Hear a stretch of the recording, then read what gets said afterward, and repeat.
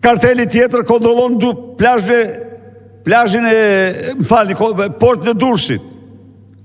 Ai tjetri që, ai xhongleri që del, Luca, i ndjekun Katarant, ai administron të portin dhe marrë në koncesion portin e peshkatarve. I ndjekur gjatë periudhës së në Katarant nga italianë dhe të gjithë për trafik droge. Tjerë të Vlorën, tjerë Shëngjinin. Portet tona, portet lira droge.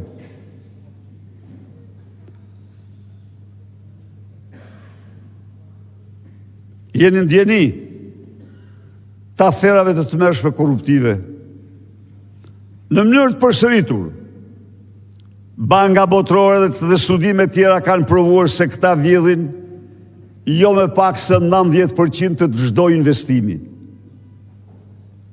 Edhe 100%. Ku është djegësi i Tiranës? 130 milion asnjë tull. Po të shkoni të studioni dokumentat e Akshit, normal, agjencisë Edi Rams dhe Linda Rams. Aty do gjeni X-in, i cili fiton tendrin me 60 milion euro, i cili transferon në kontot e tij 60 milion euro dhe nuk ka bërë asnjë blerje, asnjë shitje. Absolutisht. Përveç marrjes parave nga thesari në konton e tij. Në botë kjo, s'dohen gjë që te i kalon. Shkojmë me tutje. Gjejmë pensionistin, i dalë prej kosh në pension, si për mars me 60 milion euro i portit Vlorës. I shif një rrugë. I shif një rrugë. Rruga Qukës Qafë Ploç. Loti i tret i saj. 9 kilometra.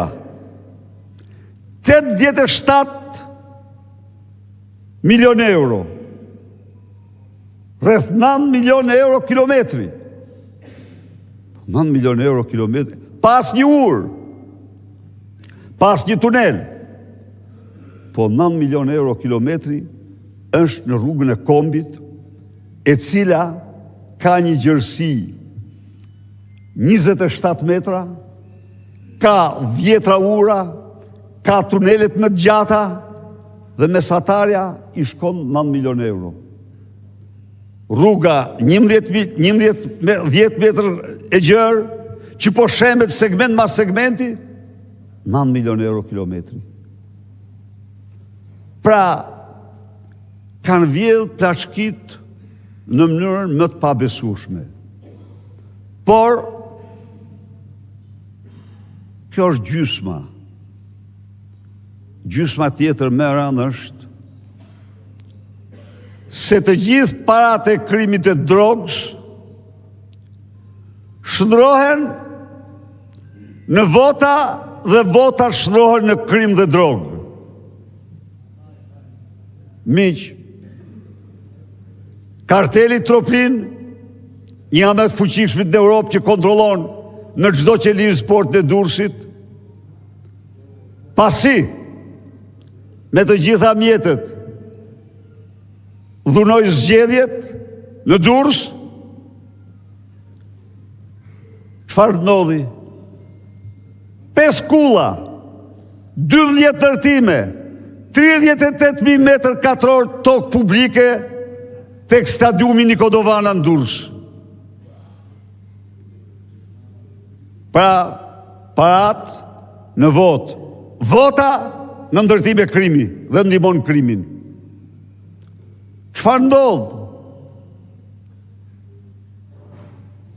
Me parat e buxhetit. Një ushtri e tërë mobilizohet për të shkelmuar votën tuaj. Parat e buxhetit tuaj shtrohen në votë. vota shtrohet në vjedhjet tyre. E treta, çfarë ndodh me ne? Çfarë ndodh me parat tona, me djersën tonë? Kjo organizatë kriminale i shtron ato në një mashtrim të tmerrshëm për ju, për qytetarët.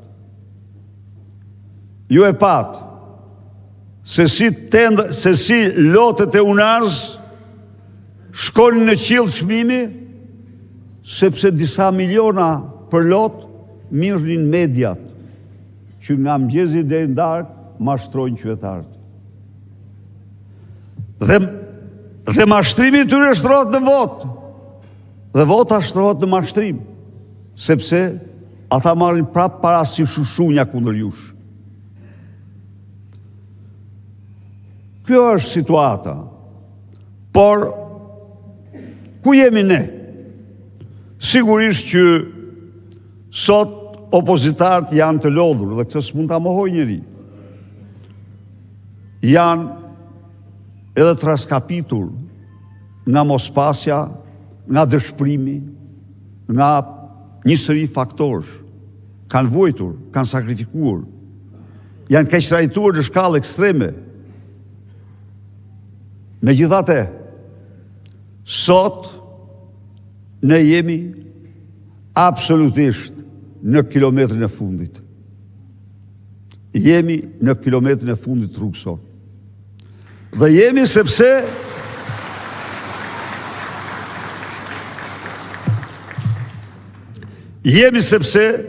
ju qëndruat. Ju qëndruat. Qëndruat besnik,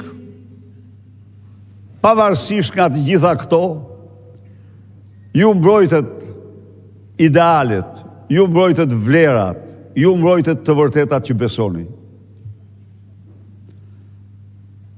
Ju faktikisht e solt Partinë Demokratike sot, në këto kushte, partia e dytë e vetme në të gjithë vendet ish komuniste, me këto përmasa kaq e madhe. E vërteta është që ju, me punën tuaj, me djersën, me përkushtimin, me ndërshpërinë, bët që kjo parti në realitet të ishte fitimtare në 21-shi. Absolutisht. Absolutisht. Bët që kjo parti të ishte fitimtare në 2025-ën. Po. Cili do që u thot ndryshe. Ju jeni njerëz të politikës. Pyetini pak. Cili do ishte rezultati në qoftë se liderët e opozitës nuk do arrestoheshin kundërshtim me çdo ligj dhe kushtetutë? Cili do ishte rezultati në qoftë se në kundërshtim me ligjet dhe kushtetutën nuk do ndaheshin 100 euro për person për pension në mes fushatës? Cili do ishte rezultati në qoftë se vetëm 2 ditë para zgjedhjeve nuk do faleshin 2 miliard euro gjoba dhe kamata që preken 200.000 familje? Cili do ishte rezultati në qoftë se këta rrogtar që shtrohen në policë kriminal të votës huaj do të qëndronin si shërbëtor tuaj dhe respektonin vullnetin tuaj?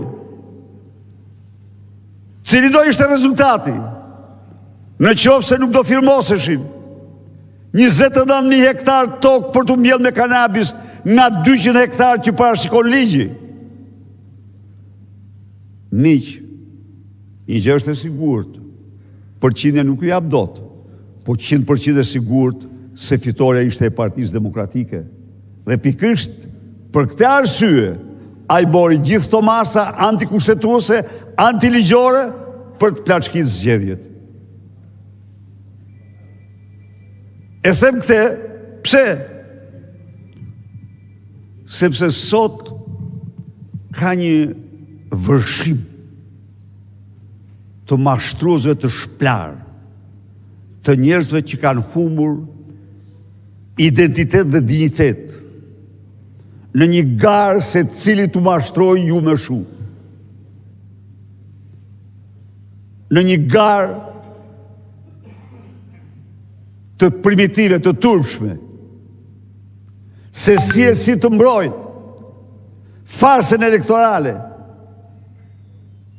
pa qka se shqiptarët dhe Shqipëria po shkretohet, po rëkulliset, po zhduket para syve tanë.